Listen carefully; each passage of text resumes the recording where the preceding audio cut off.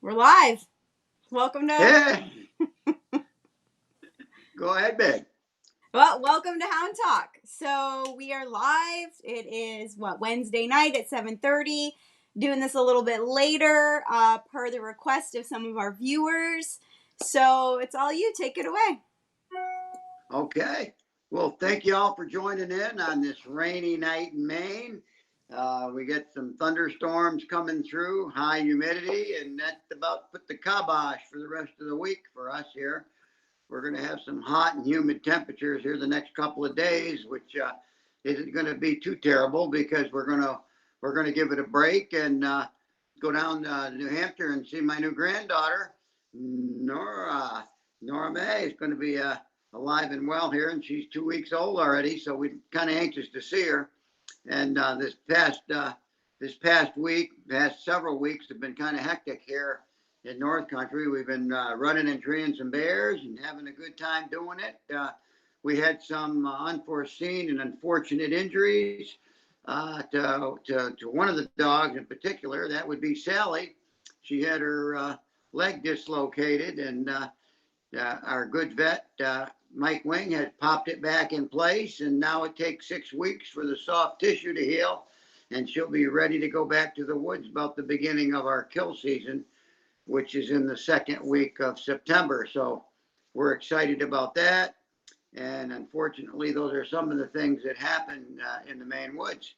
But anyway, everything's been going real well. We know we've got some questions here on Hound Talk that we want to get answered, and we're going to fire right away with that. We want to thank you all again for joining in.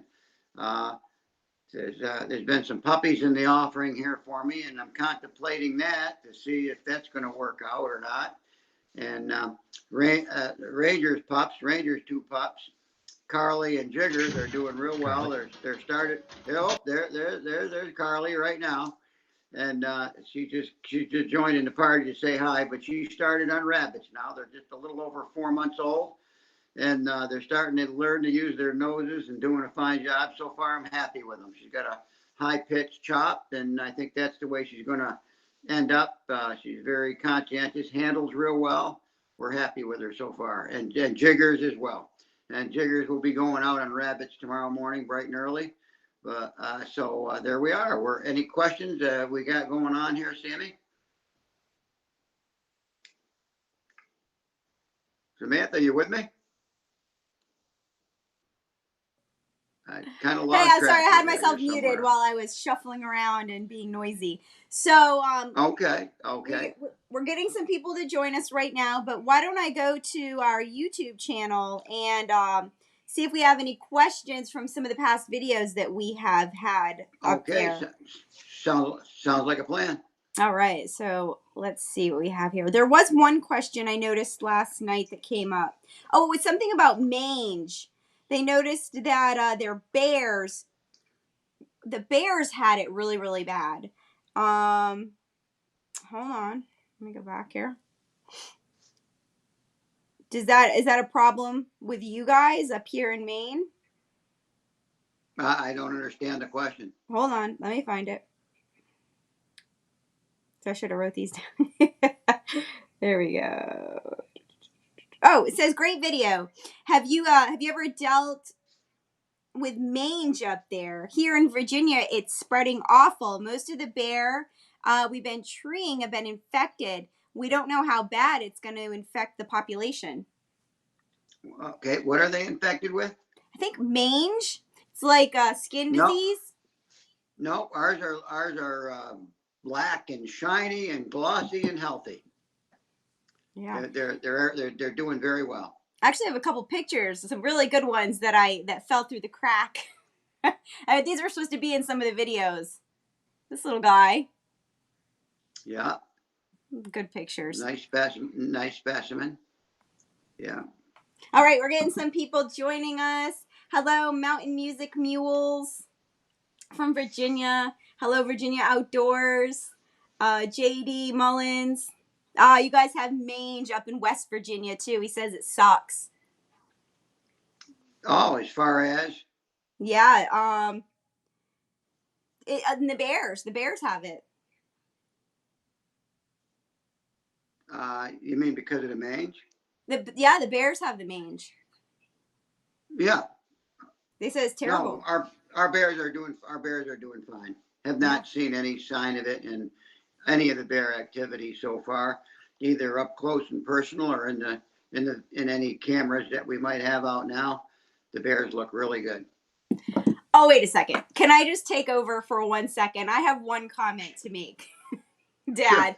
Sure. Okay, so one of the very first videos that I ever posted was called like Hound versus Bobcat. This is when I was first getting into like the whole YouTube thing, and I thought, wow, this would be a great clickbait. People will click on it. First of all, I just want to clear this up. There was no Hound versus Bobcat. It was just the way I edited that video, because we get more comments on that video than any other video that we have on there. And people think that the dog and the cat fought. Well, you guys are houndsmen, and you know that's the very last thing that you want to happen is your hound to get hurt. So right when I cut that video, you guys have to go back and watch it. You can hear my dad's hunting partner say, "Shoot the cat." And I can't have actual shooting on YouTube or they'll remove our videos. So right there I cut it so you don't actually see the shot. But literally seconds after that dog comes around the corner, I think it was like a blowdown, he comes around and the cat's there, and then the video cuts. The cat's kind of all like, and then the video. So there was no dog versus cat or dog versus bobcat. I just have to clear that up because we get so many nasty comments about that video. That was bad title selection on my part and good editing on my part. So between the two of them. Anyway, I just wanted to put that out there. Okay. So well, I'm glad you did, Sam. And of course, the cat was dispatched rather quickly at that point. When that dog came around, we all just got there at the same exact time that the cat and the dog had the encounter, and somebody had the camera rolling, and that's what you got to see. But the bottom line was the cat was harvested, dispatched right there on the spot, and the dog was fine. Nobody was hurt. It was a good video, a good hunt, and there was some good dog work involved there. So thank you for clarifying that. I appreciate it, Sam. I just read all those comments and I'm just like, come on, guys. Yeah, no. That's not what happened. And it's not the hunters that are commenting. Right. We know who it is. That's okay. That everybody's entitled to their opinion. That's a good thing. All right, so we got hello from Oregon. Thanks for joining us, Wanda Brown. We have somebody heard they've even walked up on dead bear with mange in Virginia. It's so bad, it's killing the bear. Really, from a mange? I guess so. Okay, no, I haven't heard of that. I'm glad you mentioned it. That's very concerning, and I'm sorry about that. Very unfortunate. All right, here we go. Here's a good question. Great game. Okay, we've talked about having the right blood when starting puppies. What would you say is the right blood? My unregistered dog seems to have more heart than my puppy with award-winning parents. Then I would say you have the right blood. Awards don't mean very much. Awards are designated by people. Awards are something that are given out by individuals, and in many cases, and for many different reasons, people that give out awards are biased towards certain dogs or certain individuals that own those particular dogs. So even though awards are some indication of what the dog is, it's not the indication of what the dog is. What the real indication is what the dog does in the woods and how he performs. So the right blood doesn't necessarily mean an award-winning dog, but it means a dog that gets the job done in the woods.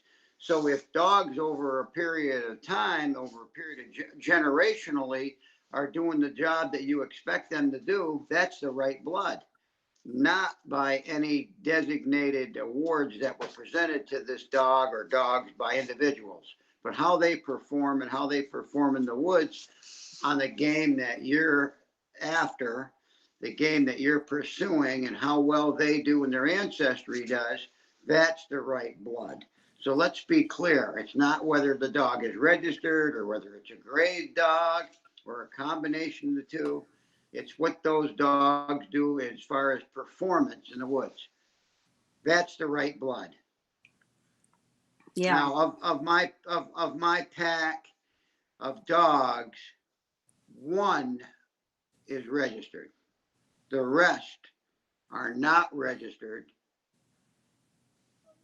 Some are purebred but not registered, and some are grade and not registered. So only one is actually papered. By that I mean registered. Okay, I hope that answered the question. Okay. Yeah, I think that did. Let's see what we got here. Any more questions, everybody? Thank you guys for joining us. Yeah, that's a great question. That's a great question, by the way, because the right blood does not at all mean registered. It only means that you are aware of at least the last 3 or 4 generations on both sides that get the job done for you. If you're aware of that, even if you've had the opportunity to hunt with those dogs, better yet, or if you've had reliable resources that tell you that the dogs on both sides, reliable meaning truthful on both parentage and grandparents and great grandparents and what they get done in the woods. That's what I look for. Sam? Yeah, yeah. No, I'm just looking for some more questions here. Because I know Okay. we have some on our actual page. Limitless, you're welcome. He said, thank you. That makes perfect sense. Thank you for answering that question. So here's a question. Go ahead. This is from John Shepard. He said, I had a big male plot who was a great tracker, but once he got to the end, he would stop. He used to grab rabbits, show them to me, and then put them back where he got them. I think if I ever ran into a bear, he would have gotten stepped on.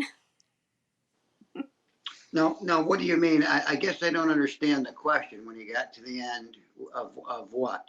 The track? Yeah. What's the question again? Do it again, slower. So he had a big male plot. He was a great tracker, but once he got to the end, he would just stop. When he got to the end, he would stop. I'm assuming the tree or Yeah. I what do only you know. mean? I only find Why anyone. would he go? Why would he go any further than the end? The end is the end, right? Yeah.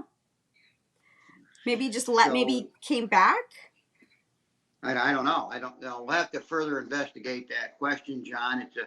It's a question I can't answer based on experience because I don't know what the end means.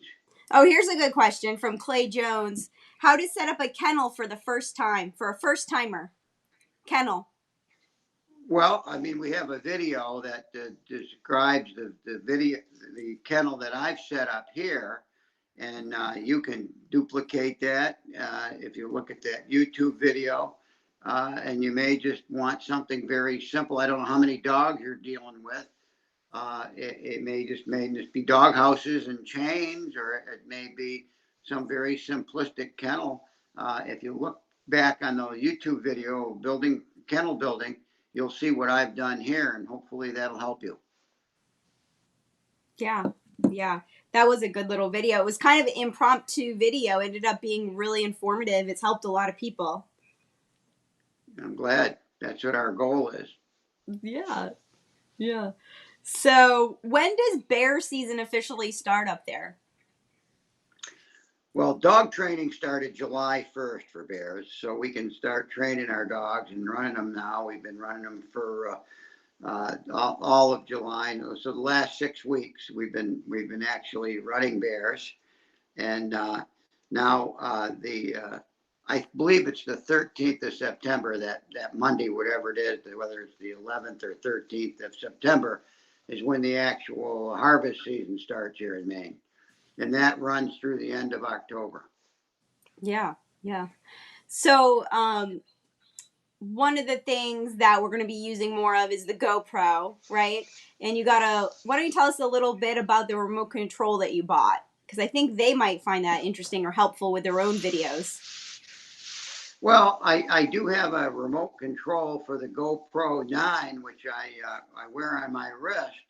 And it's been tremendous for me because now instead of having to take that GoPro off my head configuration there to see if it's recording or not, I can tell right up by looking at my wrist. So with a click of a button on my wrist, I can see if it's on or not on, and that's been very helpful. So I definitely, if you guys are using the GoPro, I definitely recommend the remote control. It's been very helpful to me. I mean, I don't know, it's difficult to it's a funny thing, but if I don't have my beautiful daughter Samantha up here doing the videoing, and I have to do it myself and rely on my own inadequacies, uh, sometimes between handling the dog, being careful of the dog bear situation and me and bear situation, uh, and filming all at the same time, it gets a little overwhelming. So the simpler that I can make it, the better it is for me. And that's what I liked about the remote. I can either start or stop the GoPro with a touch of a button without actually having to see the screen, which is located on my head. So I would recommend. It's expensive, but is it really? If you get some good shots and good Oh, photos yeah. and or some videos, it's really it's a good thing. And make sure you get it for the right unit that you have if you are taking some GoPro videos.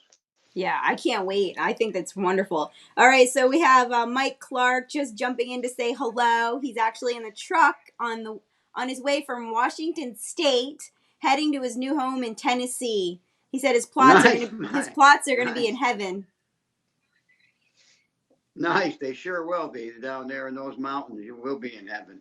It's a beautiful country down there. I used to hunt down there in the Cherokee National Forest.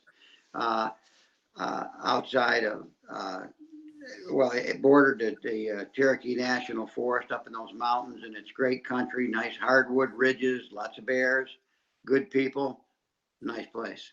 You'll enjoy yourself. They'll be in heaven.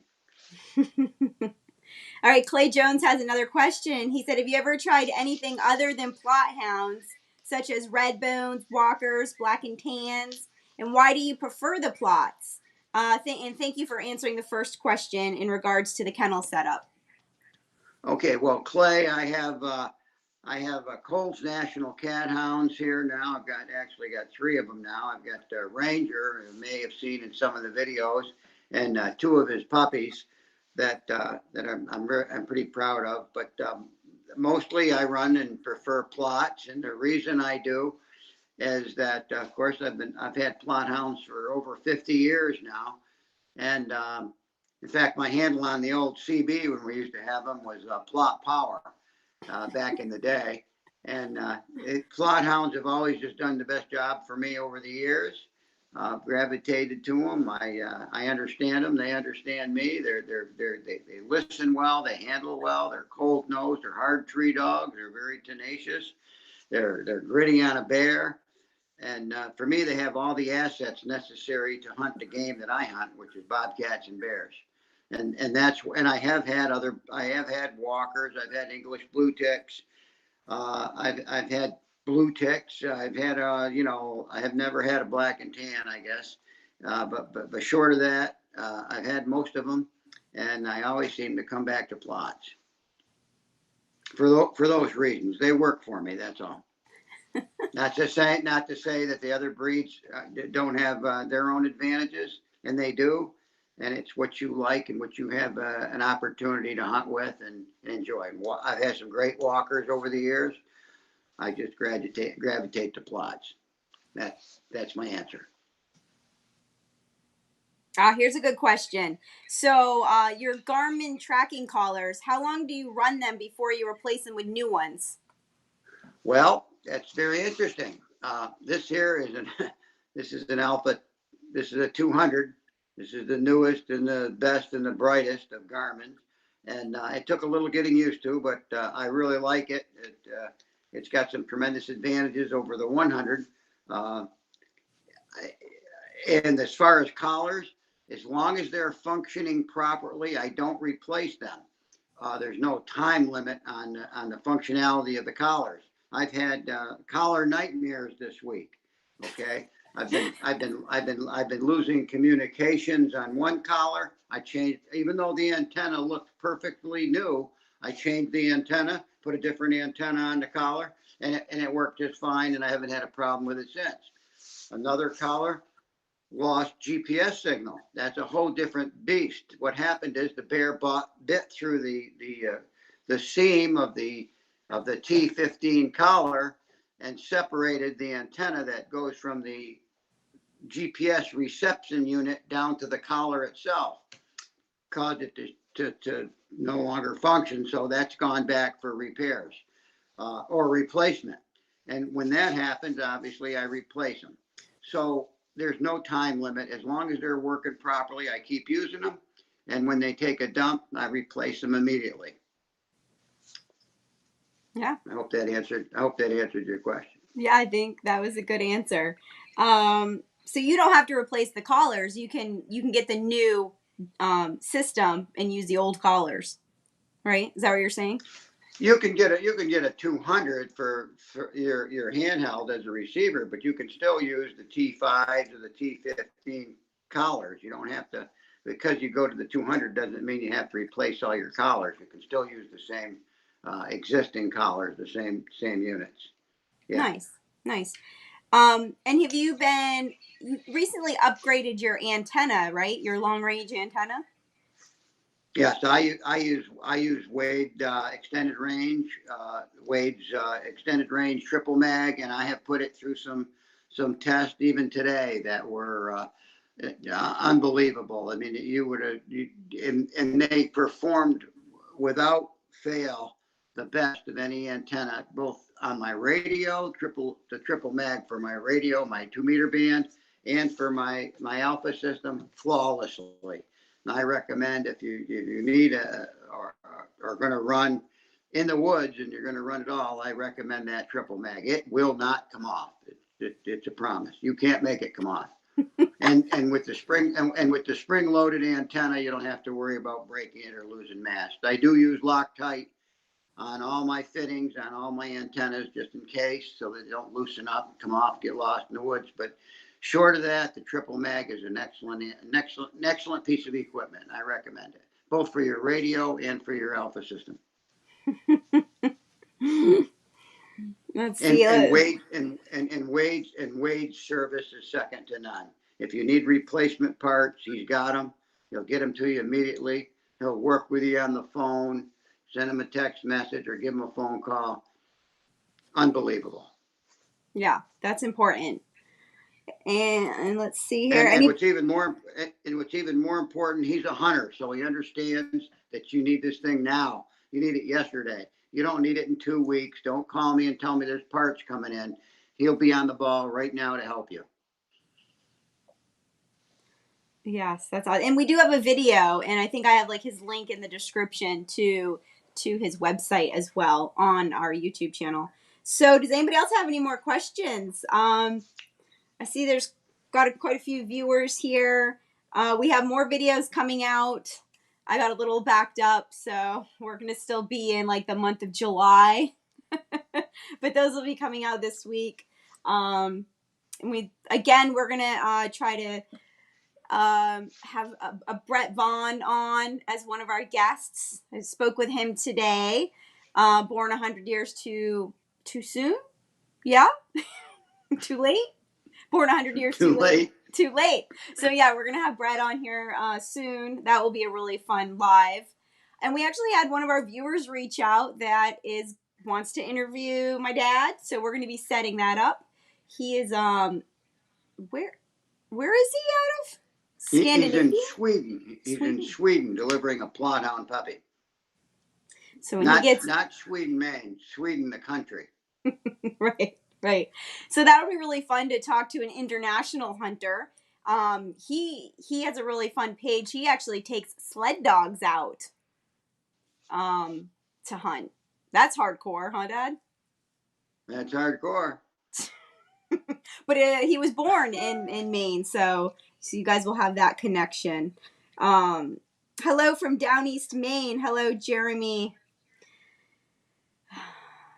I'm gonna butcher your last name, but yeah. So this was really fun. Dad, thanks for taking the time to come on, and we just wanted to touch base with everybody. Anything else you want to add? Well, just a couple things. One, we're getting ready to get into our season here, and hopefully that the hounds at this point are in shape physically, and hopefully you did get them on. You get them on some opportunity hunts here in the train. You have a training season. Hopefully you got them on some game, and just stay safe out there. And remember one thing, it's all about the dogs. In fact, I got a phone call from one person who said, "Hey, I thought Sally was hurt. I just saw her on a video on YouTube." And I said, "No, you did see her, but that was shot back early in July before she was hurt. So if they are hurt, lay them up, get them ready for the season, get them back whole again." That's our future. We do want to do our kids event here real soon, Sam. Yes. Yeah, we want to get the kids program going here in the next week or two. I know we got.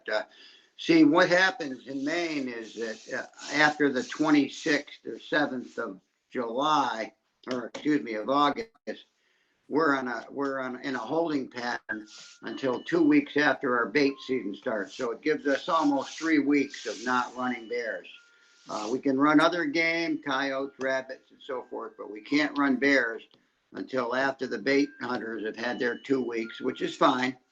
Everybody deserves their time in the woods. And then after that, we'll be into our harvest season, which will go through the end of October. So that gives us time to get reorganized, I guess you might call it.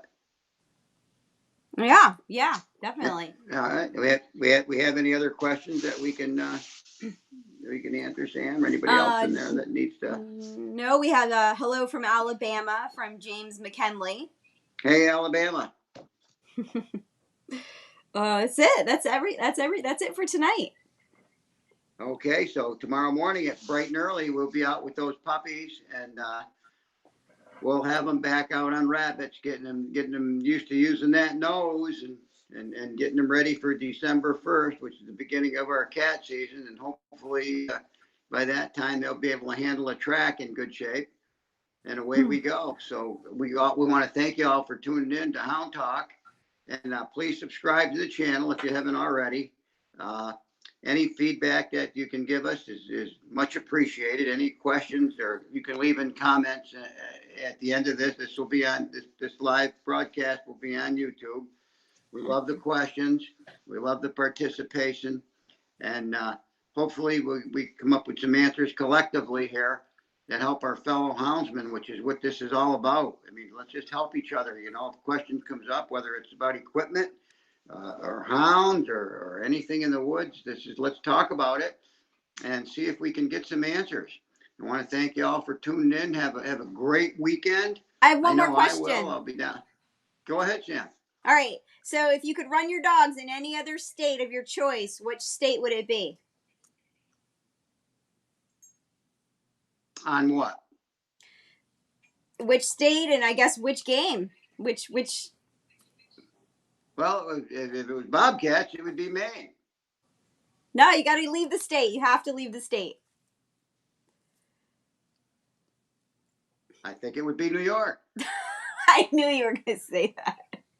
Now, a lot of people don't understand that, but New York, they might have a vision of New York being New York, but New York really isn't New York. New York is the mountains, and it's quite a wilderness area if you get poking around up there.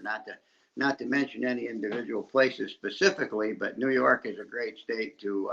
I do run bears in New York, and I do go there, and I will be when we have that sabbatical for 3 weeks. I will be up there in the mountains, and that's what I'll be running there. So, and of course, I'm from there originally anyway, up in those mountains. So that's probably where I'm going to end up here in the next couple of weeks. I'll be up there running. So yeah, that would be my state, I guess, of choice. The one Yeah. I'm most familiar with besides Florida. Yeah. And of course, Florida's a great bobcat and bear state as well. You can't run bears in Florida, but there are a lot of bears in Florida, regardless of what people may or may not know. And there's also a good population of bobcats in Florida. Oh yeah. Another well-known fact. And so if you can deal with the heat and you don't want to deal with the snow, then it might be Florida. You might want to run Florida in the winter and New York in the summer, something like that. But yeah, that would be my answer. All right, that's it. All right, guys, thank you for tuning in, and like I said, we're gonna try to do this once a week. So join us. We don't have to just do Q&As. We might have some special guests on different things, but yeah, that's it. That's the plan. And like I said, if anybody wants to contribute anything and want to join this live talk, you're always more than welcome. You can hook up with Samantha. You can send her a message, and she'll get you on here, and we'll hash out anything. And if anything that you find that I say is controversial or something that you don't agree with, leave a comment, and we'll be glad to talk about it, because we're just on here having fun and doing our thing as far as the sport of hound hunting and hound talk, and that's what we're all about. So you all have a great night, and thanks again for subscribing to our channel, our YouTube channel, and hopefully we'll get back. We say we're going to do this every week, but you know what happens? One Thursday or Friday leads into another. My editor-in-chief there, Samantha, is off running around Virginia outdoors. We don't want to come see your naked bears. We don't want to see your hairless bears in Virginia. He says he'd love for you to come down to Virginia. Well, okay. Like I said, my editor-in-chief is traveling all over the country, so sometimes she'll skip a week or two, but we'll try not to best we can. Yes. So thanks again. Stay safe, and God bless. Happy hunting. We'll see you all soon. Thank you, Sam. Yeah. Thanks for doing this. Appreciate it. Of course. Good times. Have a great night.